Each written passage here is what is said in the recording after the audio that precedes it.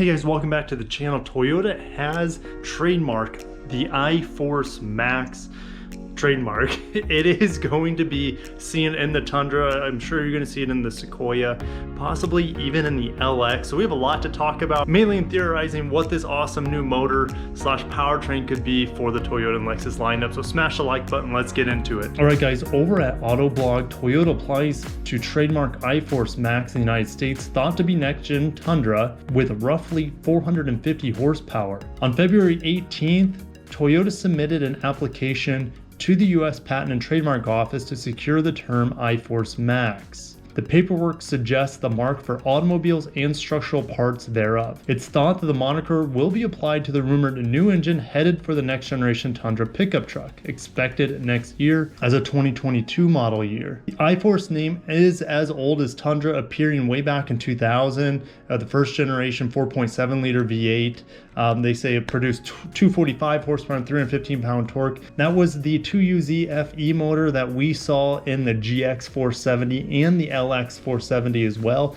And of course the Land Cruiser here in the States on top of that. It's one of the most reliable motors ever made, the 2UZ FE. It's been well documented to go over 1 million miles in several vehicles. A Tundra is definitely one of them. So in 2007, when they redesigned the pickup truck for this second generation Tundra, the iForce name still carried over. It carried over to the 3UR FE motor, the 5.7 liter.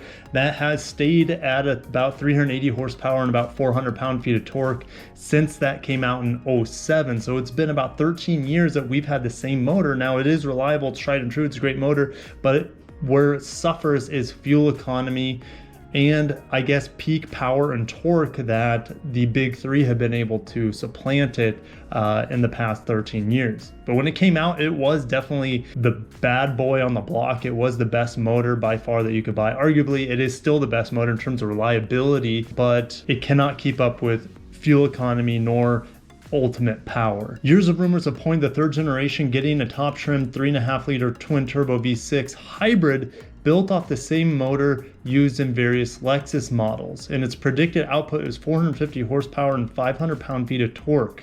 Worthy numbers of the iForce Max name if that's what ends up happening. That would put it right behind Ford's 3.5 liter EcoBoost V6 that makes 450 horsepower and 510 pound-feet of torque. Now they also claim that it could get up to 30 miles per gallon on the highway, and that the base trim towing capacity will go 1,660 pounds to over 10,000 pounds in the base SR5 trim. All right guys, this is where we're gonna get on our theory crafting pants as well as our tinfoil hats and just come out with some wild guesses on what this new Tundra could have. Well, or what does this iForce Max lead us to? Rumor has it that the V8 by itself is going away. I still find that hard to believe. I think that maybe the V8 is going to be the standard in the SR5 trim. I have a gut feeling. I don't think they're gonna kill the V8. You just have too many diehard people that love that motor, love the longevity of it and the durability of it, and people just love V8s, right?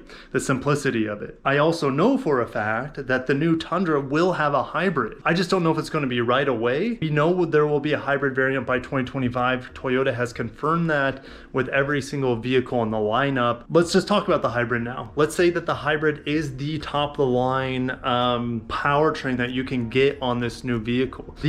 The horsepower numbers, the 450 with the 500 pound-feet of torque, that's definitely possible. I think that might be a little conservative, but it would be, my guess is that it would be a twin turbo V6 taken from the LS 500. Phenomenal motor. It produces about 416 horsepower in that car and 442 pound-feet of torque, but I am sure they would be able to boost that motor to handle a lot more power in a truck, especially if it's mated to the hybrid system. Now, a lot of you might be like, Kirk, there's no way that a Prius style transmission is going to work on a truck. And I think there might be some truth to that. I don't know how well an eCVT could handle that much torque and towing capacity that the vehicle's required of. However, in the LS 500H, there is a unique transmission in that vehicle, and it's a 10-speed, but there's only 4 actual gears.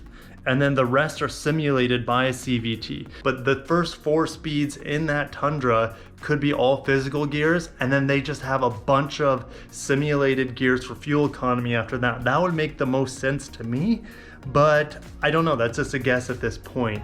To sum things up, I think the SR5 will have a base V8, the 3UR FE, the 5.7 liter V8, and I would expect it to be the same horsepower that it currently has, around 380 and 400 foot-pounds of torque.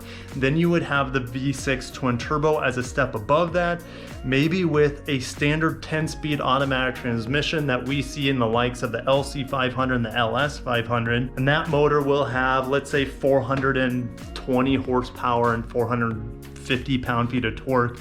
And then you have the range topping, which is not only going to be the most powerful, but it will be the most fuel efficient, maybe 30 miles per gallon combined. That, I mean, that's really wishful thinking, but how amazing would that be if you have 450 plus horsepower, over 500 pound-feet of torque, great efficiency, and a really capable transmission that's kind of a mix between standard transmission and then a CVT.